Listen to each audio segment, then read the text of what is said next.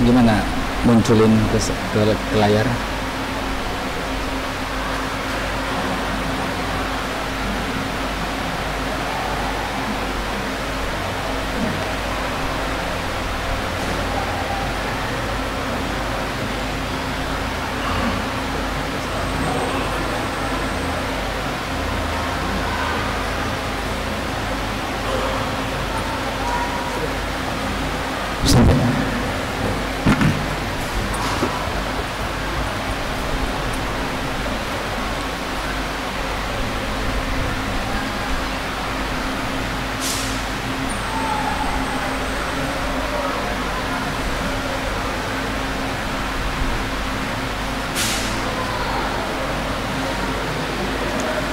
Bismillahirrahmanirrahim. Assalamualaikum warahmatullahi wabarakatuh. Alhamdulillah rabbil alamin. Nahmaduhu wa nasta'inuhu wa nastaghfiruh wa na'udzu billahi min shururi anfusina wa min sayyiati a'malina. May yahdihillahu fala mudilla lahu wa may yudlil fala hadiya lahu. Asyhadu an la ilaha illallah wa asyhadu anna Muhammadan abduhu wa rasuluh la nabiyya ba'dahu. Bapak, ibu-ibu, jamaah masjid salat subuh Darussalam yang berbahagia, alhamdulillah pada pagi hari ini kita dapat berkumpul di tempat yang mulia ini, di rumah Allah ini, dalam rangka melaksanakan salat subuh berjamaah. Semoga Allah terima ibadah-ibadah kita, semoga Allah terima doa-doa kita, dan semoga Allah terima munajat-munajat kita. Pada pagi hari ini saya akan mencoba untuk menguraikan tentang konsep harta dalam Islam, karena harta adalah sesuatu yang sangat kita butuhkan dalam kehidupan, tetapi banyak orang terlena karenanya, atau banyak orang tergoda karenanya, atau banyak orang lupa karenanya. Kalau kita lihat dalam surat An-Nisa, ya, dalam siapa yang punya mushaf boleh dilihat, ya, surat An-Nisa, surat yang keempat, yaitu ayatnya ayat nomor 5, ya, silakan dibuka. Di situ Allah berfirman, A'udzubillahi minasyaitonirrajim, Bismillahirrahmanirrahim. Wala tu'tus sufaha amwalakum allati ja'alallahu lakum qiyama warzuquhum fiha waqsuhum wa qulu lahum qawlan ma'rufa. Wala tu'tu sufaha, dan janganlah kamu serahkan kepada orang-orang yang belum sempurna akalnya, ya, sufaha, safih, ya, orang-orang yang belum sempurna akalnya, amwalakum, harta kamu, ya, allati ja'alallahu lakum qiyaman, yang dimana harta itu dijadikan Allah sebagai pokok kehidupan. Jadi harta itu adalah unsur pokok dalam kehidupan.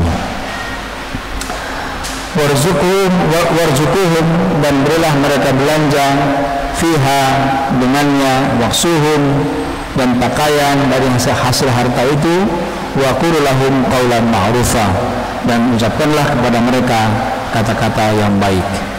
Jadi di sini ditegaskan bahwasanya harta itu adalah qiyaman, ya, adalah pokok, adalah unsur pokok dalam kehidupan kita.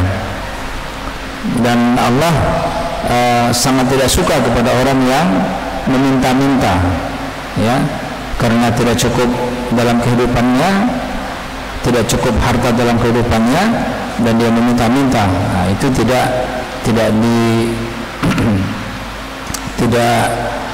mulia di sisi Allah Subhanahu wa taala orang yang meminta-minta. Jadi di sini dijelaskan bahwasanya harta yang ada dalam kekuasaan kita itu adalah sebagai pokok kehidupan. Tentunya sebagai pokok berarti dia merupakan hal yang penting, ya. Sekali lagi, harta merupakan hal yang penting. Kemudian selain merupakan hal yang penting, harta juga merupakan kebanggaan manusia, ya. Surat Ali Imran, silakan dilihat, surat yang ketiga, ayatnya ayat 14. Surat Ali Imran yang ketiga, ayatnya ayat 14 ya. A'udzubillahi minasyaitonirrajim. Bismillahirrahmanirrahim. Zuyyina lin-nas hubbus syahawat minan nisa wal banin wal qanatiril muqantarah minal dhahab wal fiddah wal khairil musawwamah wal an'am wal hars. Dzalika mata'ul hayatid dunya wallahu 'indahu husnul ma'ab. Menjadikan indah pada pandangan manusia ya, zuyyina itu diperindah ya, senang kita padanya, itu zuyyina ya. Pertama apa? Syahwat kita senang kepadanya, pertama kepada wanita, ini bagian laki-laki ya, kalau wanita kepada pria. Nah, yang kedua wal banin, dan kepada anak-anak ya. Setiap manusia, setiap hamba Allah yang menikah pasti merindukan anak, itu sudah fitrah manusia. Indah anak-anak itu ya, menjadikan indah hasrat kita kepada anak-anak ya, sehingga bagi kawan-kawan kita yang masih belum dikaruniai misalnya, akan berusaha ya, berusaha dengan sabar. Kenapa? Karena fitrah dan keinginan yang luar biasa ya. Indah sekali kalau rumah kita dipenuhi dengan tangisan anak ya, dengan panggilan ayah atau ibu atau abi atau umi ya, kepada orang tuanya. Jadi anak-anak itu merupakan kebanggaan juga ya. Bahkan ada beberapa suku di kita di Indonesia ini, itu kalau bertemu sama temannya itu nggak pernah nanya berapa hartamu ya, atau sudah berapa rumahmu, nggak pernah, tapi sudah berapa anakmu gitu ya. Dan anak itu dijadikan kebanggaan. Anak saya 5 misalnya, yang pertama di sini, yang kedua di sini, yang ketiga di sini. Kebanggaan anak itu ya, kebanggaan ya. Nah, itulah yang Allah ceritakan dalam surat Ali Imran ayat 14 ini ya. Nah, setelah anak-anak barulah harta. Jadi harta itu posisinya nomor 3 para jemaah sekalian ya. Jadi hal yang paling membanggakan kita sebenarnya dalam hidup ini, nomor 1 adalah kalau kita mempunyai pasangan yang soleh atau solehah. Kalau bapak-bapak punya istri yang solehah, itu kebanggaan yang luar biasa, urutannya nomor 1 Pak. Atau kalau ibu-ibu memiliki suami yang soleh, itu rezeki nomor 1 di dunia ini. Nggak ada lagi tuh ya, nggak ada lagi.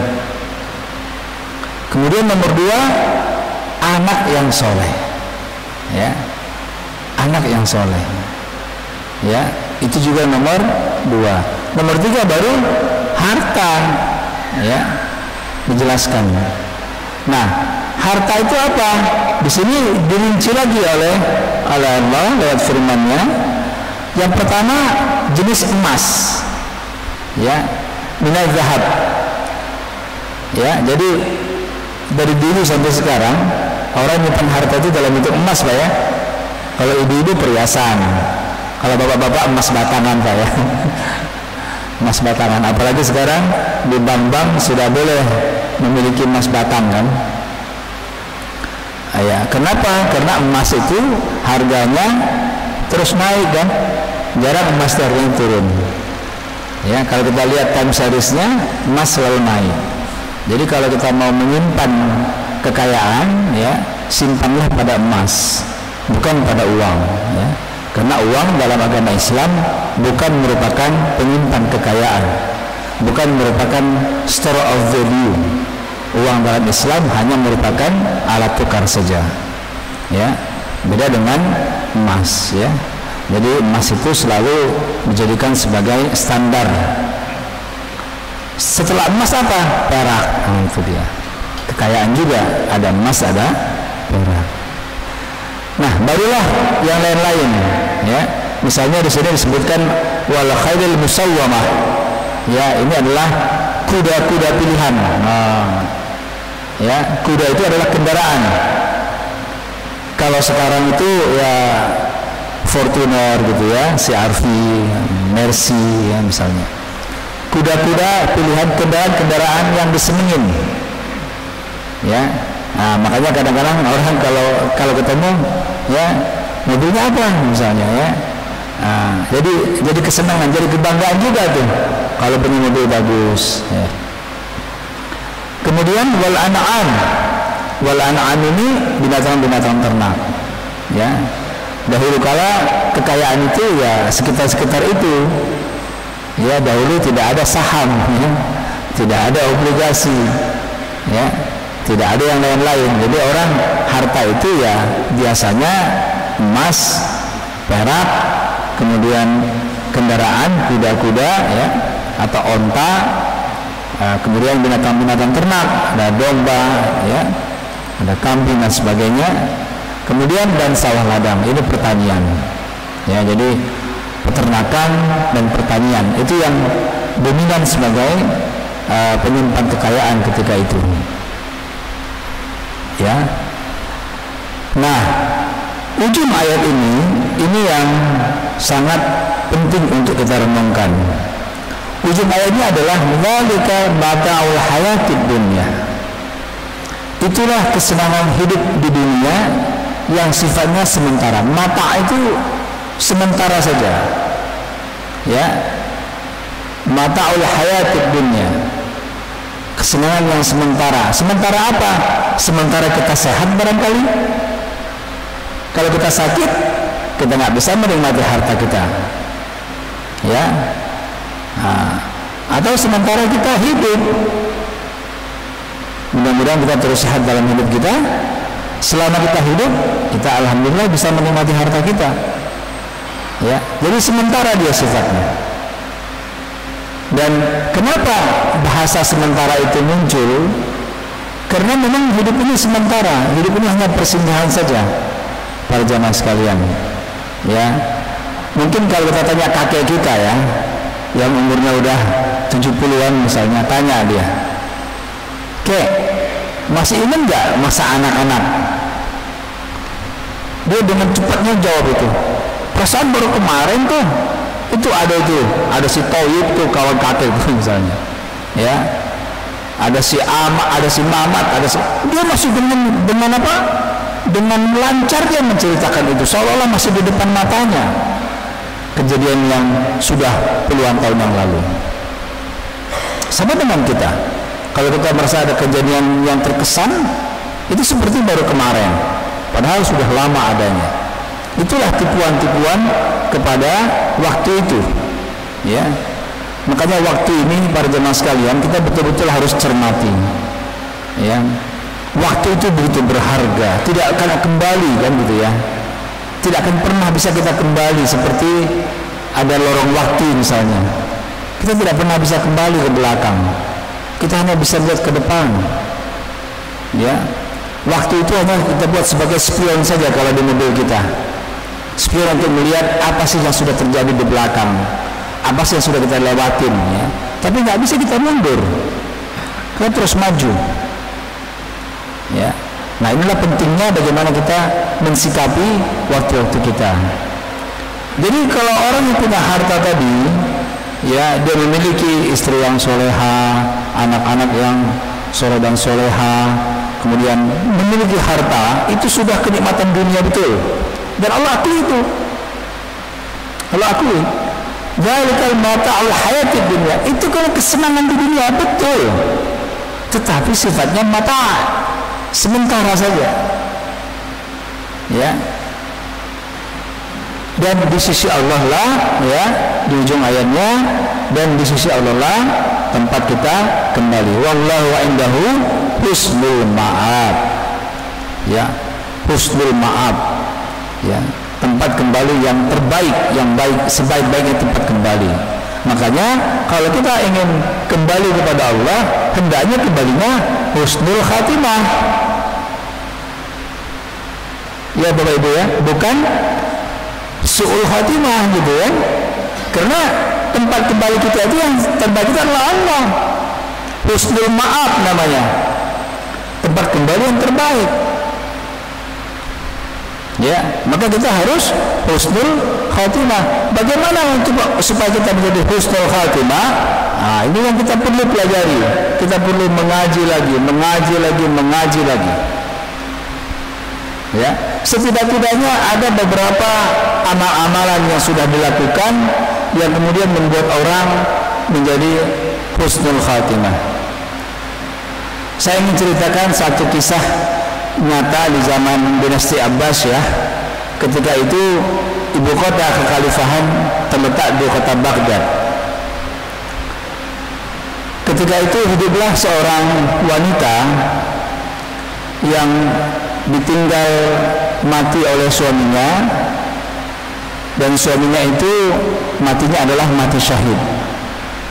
Jadi suaminya meninggal dunia dalam menaklukkan kota Romawi ketika itu. Tinggallah dia dengan 5 anaknya.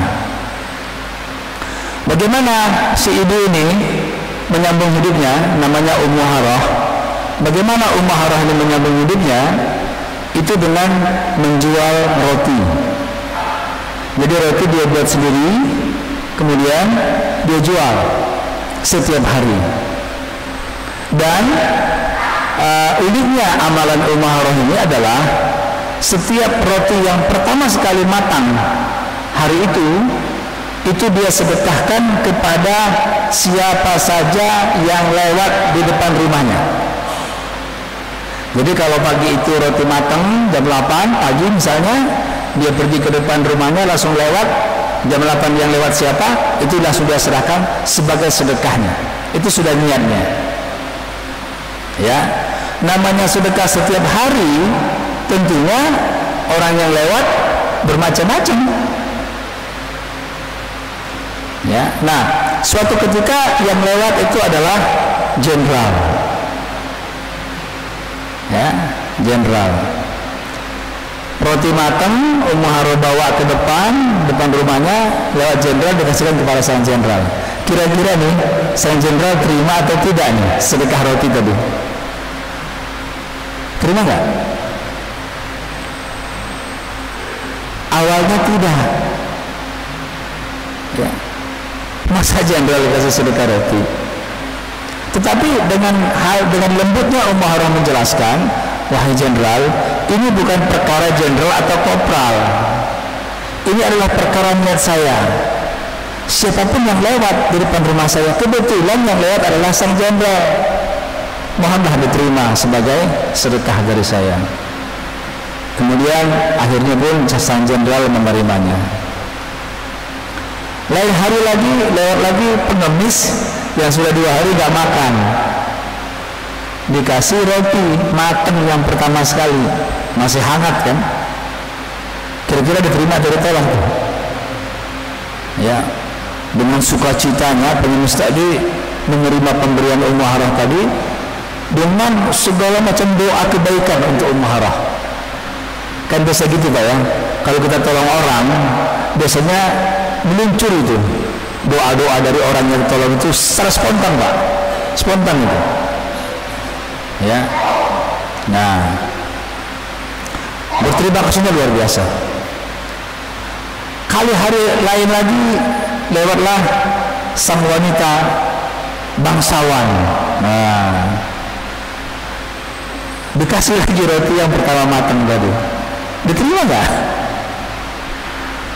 Wanita bangsawan ditolak, tolak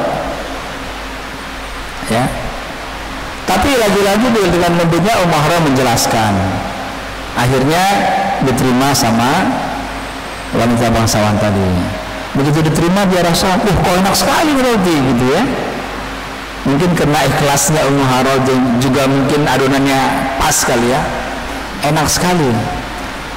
Serta merta sang putri mengatakan kepada Ummu Harah, wahai Ummu Harah, roti yang kamu buat hari ini semuanya aku borong, semuanya aku beli. Apa kata Ummu Harah? Jangan Tuan Putri. Apa pasal? Ummu Harah nggak mau roti yang akan dia buat hari itu diborong semua sama Tuan Putri. Apa pasal? Pasalnya roti yang dia buat hari itu semuanya sudah dipesan orang. Subhanallah ya. Bagaimana menjaga komitmen janji kepada konsumen. Umairah nggak mau nanti kalau ini dijual ke sang putri, pelanggannya kecewa. Mengecewakan orang adalah dosa. Nggak mau dia. Jangan itu putri, jangan. Tapi saya ada sisa 5 yang saya sisakan untuk keluarga saya. Inilah ambil. Dengan senangnya Tuan Putri kemudian membawa yang 5 tadi. Ya.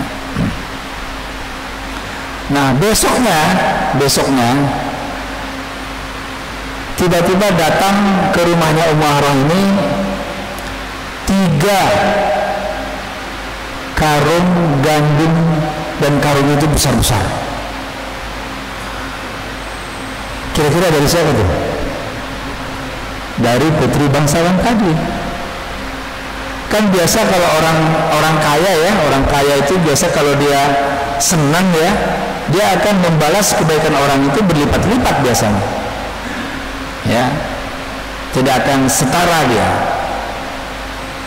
Berlipat-lipat.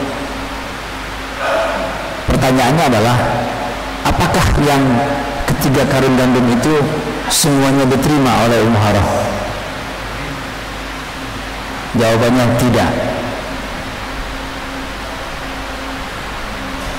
Dia hanya mengambil 1 karung. Selebihnya dia minta kepada orang yang mengantarkan untuk membagikan gandum itu kepada seluruh orang miskin di kampung itu. Subhanallah. Ya, ini kalau kita uraikan makna bisnis modern sampai hari ini, mungkin ini luar biasa. Dia nggak ambil itu semua, tapi dia sepertiga yang diambil. 2/3 dia serahkan sebagai sedekah dia kepada seluruh penduduk kampung di situ. Subhanallah. Kemudian lain hari lagi, pas dia roti matang ke depan, nggak ada lewat orang. Yang lewat adalah keledai. Mikir Umairah, ini kasihan ya. Saya ada niat tapi roti yang matang saya kasih kepada yang lewat depan rumah saya ini. Tapi dia bukan orang nih, hewan, gimana ya? Tetapi dia lihat hewan itu begitu laparnya, jalannya terseok-seok, hoyong gitu ya. Langsung tanpa pikir panjang, ini yang harus saya bantu. Ya, dia kasihlah itu roti tadi, dan luar biasa ya, mungkin saking senengnya kali keledai tadi itu. Mari apa dia? Kayak apa gitu, kesenangan gitu, terkejutlah Umairah, jatuhlah Umairah di situ. Ya, kalau keledai apa itu? Meringkik. Kalau kuda meringkik ya. Kalau keledai apa itu? Nggak tahu lah ya. Jatuhlah dia, terkejut, jatuh. Dengan asbab jatuh itu sakitlah Umairah ini. Nggak lama beliau sakit, beliau dipanggil oleh Allah Subhanahu Wa Taala. Ya, inna lillahi wa inna ilaihi raji'un. Ketika meninggal dunia Umairah, satu kota Baghdad itu gempar. Apa pasal? Pasalnya adalah Umairah itu meninggal dunia dalam keadaan tersenyum.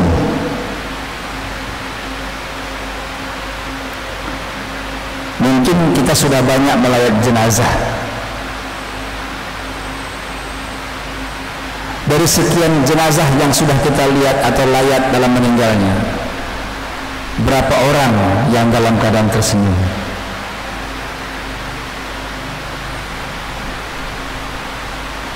Silahkan jawab masing-masing dalam hati. Ya. Inilah sebenarnya tujuan akhir hidup kita, Pak. Ya. Kita ingin sekali meninggal dunia itu dalam keadaan tersenyum. Tiba-tiba malam harinya paginya Umar meninggal, malam harinya tetangganya yang bernama Khalid itu bermimpi. Dalam mimpinya dia melihat Umar itu pakaiannya indah, cantik, bersih dan terbang ya. Ditanya sama Khalid tadi, "Wahai Umar, mau kemana?" Dijawab, "Aku mau ke surga." Subhanallah.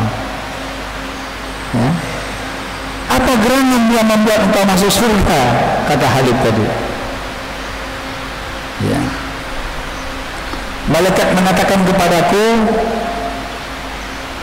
dengan sebab sedekahku terakhir kepada keledai itulah Allah sayang kepadaku, sehingga Allah tempatkan aku di surganya. Subhanallah. Subhanallah. Tetapi kan sedekahnya yang terakhir kepada keledai itu kan, itu karena dia bersedekah setiap hari, bukan pilih-pilih hari. Kalau pilih-pilih hari dia nggak akan ketemu sama keledai. Setiap hari, dawam. Makanya amalan yang paling hebat di sisi Allah, amalan yang Allah cintai dari kita sebagai hambanya adalah amalan yang terus menerus, amalan yang dawam dia kita lakukan walaupun sedikit. Ya.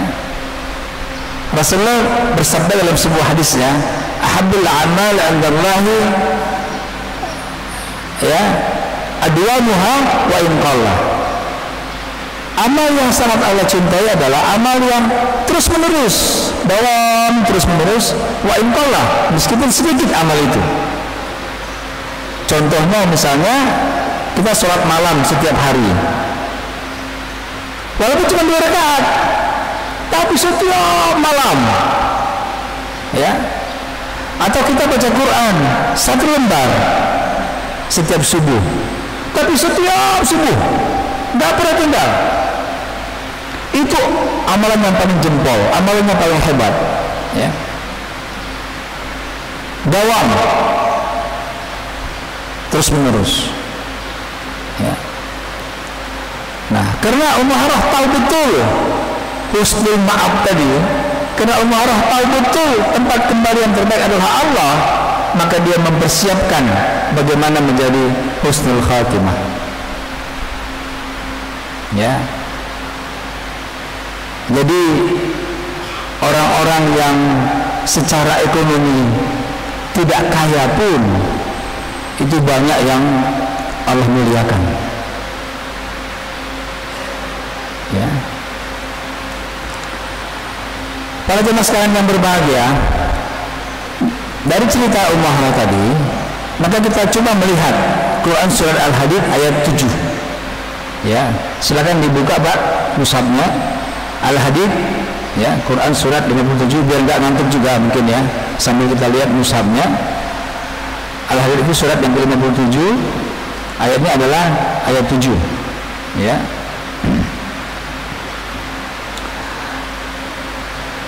Sudah dapat? Al-Hadid ayat 7. A'udzubillahi minasyaitonir rajim.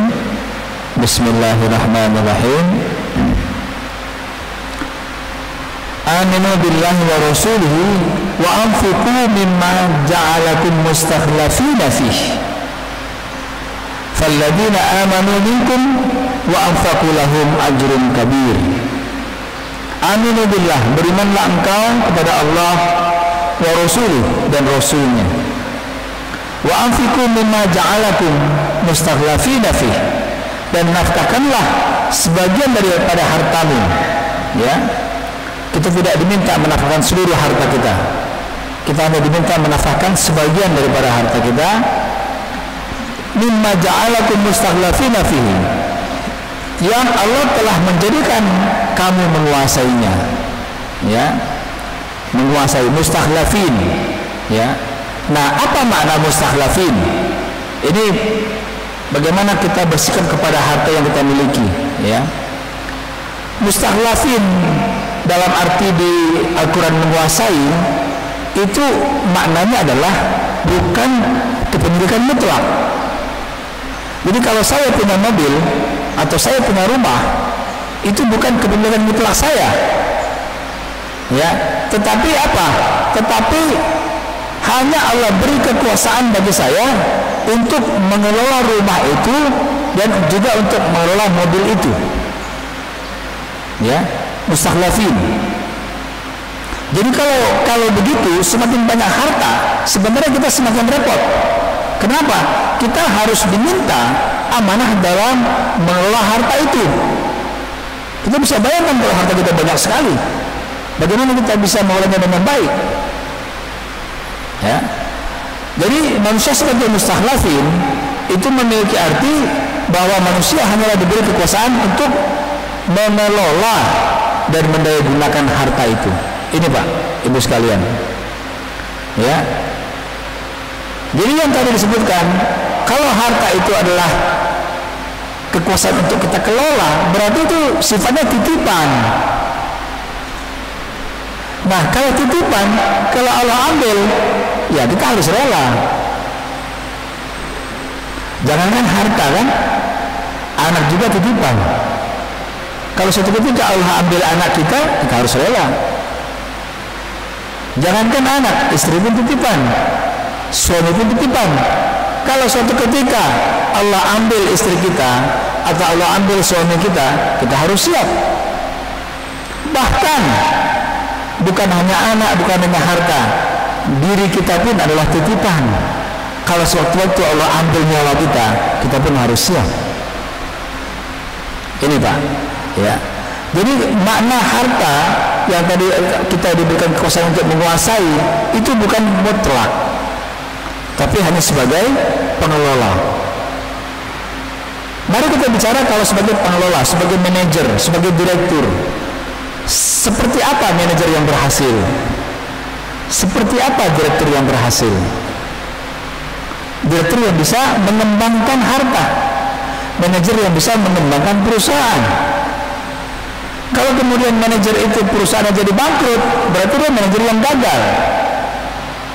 Kalau direktur yang perusahaan yang menjadi pilot, berarti dia direktur yang gagal. Begitupun dengan kita, ya. Kalau Allah berikan kita harta, ya, kemudian kita gagal, ya, maka kita tidak sebagai orang yang amanah, ya. Nah, terkait dengan itu, maka kepemilikan kita kepada harta itu harus didasarkan pada keyakinan pertama, setiap orang adalah pemegang amanah, ya. Jadi hari ini kita punya harta 100, amanah kita 100. Tahun depan kita punya harta 200, sesungguhnya amanah kita bertambah. 10 tahun kita punya harta 1000, sesungguhnya amanah kita berlipat-lipat tambahnya. Itu Pak maknanya. Yang kedua, seluruh harta benda hanyalah milik Allah, ya. Jadi kalau pernah W.S. Rendra menulis dalam sajaannya, ya, kalau engkau meyakini harta adalah titipan, maka kenapa engkau sedih ketika Allah ambil titipan itu? Harusnya enggak lah, ya. Nah, tetapi karena kita masih merasa itu adalah milik kita, itu, ya. Yang ketiga, di dalam harta milik kita ada hak orang lain yang wajib ditunaikan. Nah, ini zakat. Ini mumpung bulan Ramadan, ya, marilah kita tunaikan zakat kita. Bukan zakat fitrah, zakat fitrah murah, ya, tapi zakat mal kita. Mari kita hitung mal kita, harta kita, keluarkan 2,5%-nya, ya. Jangan sampai ini menjadi beban kita, ya. Jangan sampai ini menjadi beban kita. Insya Allah, kalau orang yang punya keyakinan bahwasanya harta adalah amanah, harta adalah titipan, tidak ada rasa berat sedikit pun dia mengeluarkan zakat malnya. Tidak ada, tidak ada. Bahkan dia lebihkan. Kalau zakat mal 2,5%, dia keluarkan 5%. Loh Pak, kenapa 5%? Yang 2,5% lagi infak sedekah saya, nah, gitu. Dilebihkan biasanya. Ya, bahkan infak sedekah itu bisa sampai 10%. Ya, kawan-kawan kita yang beragama lain, yang non muslim, bahkan mereka ditargetkan infak 20% daripada pendapatan mereka.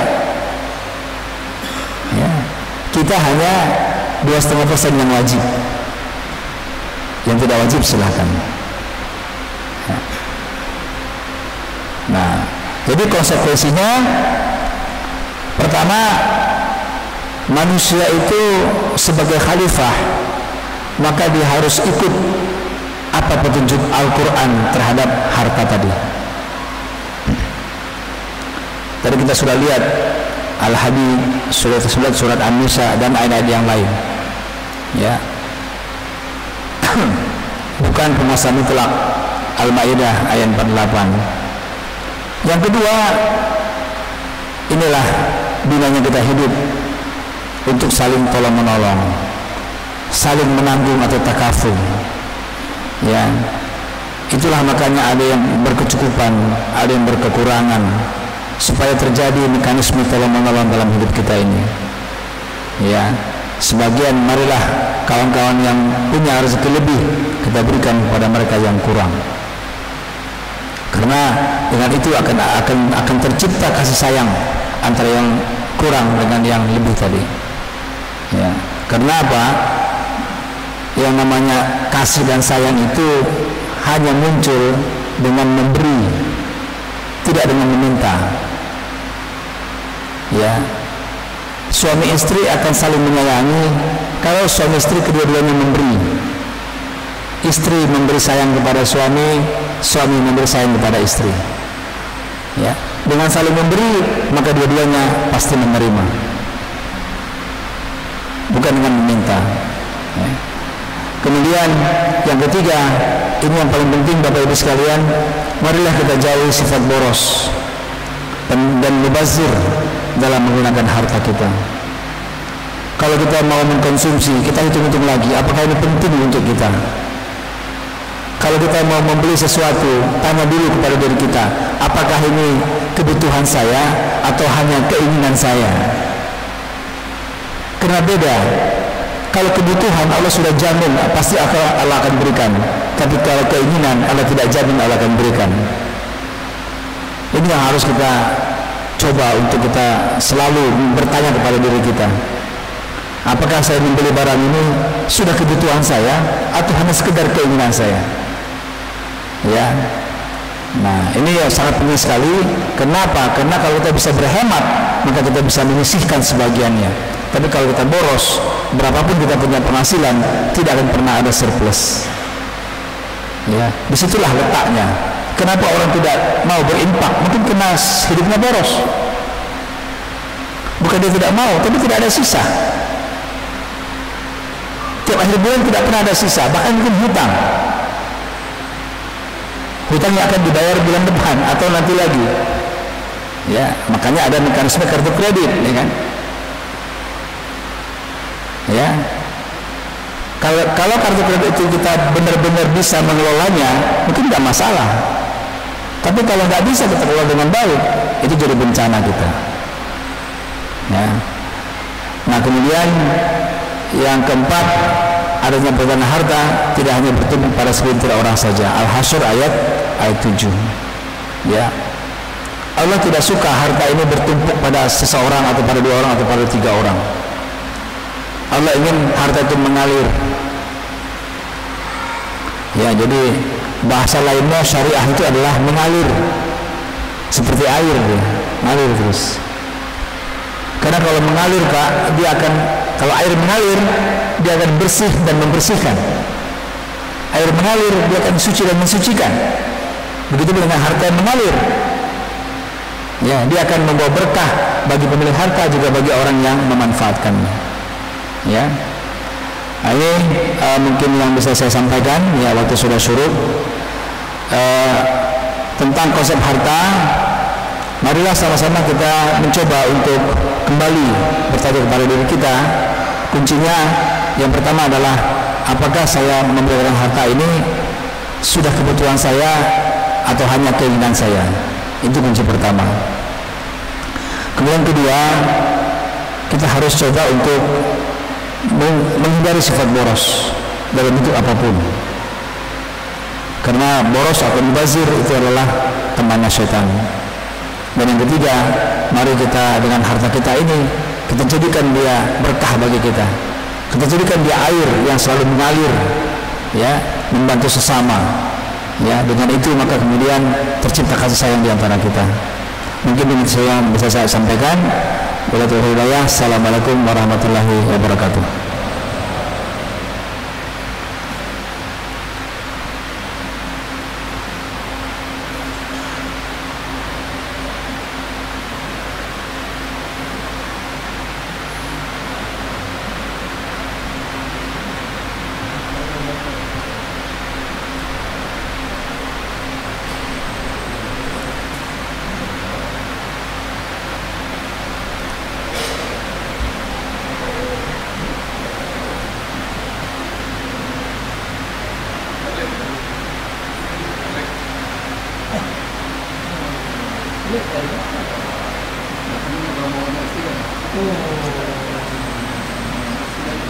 Oh.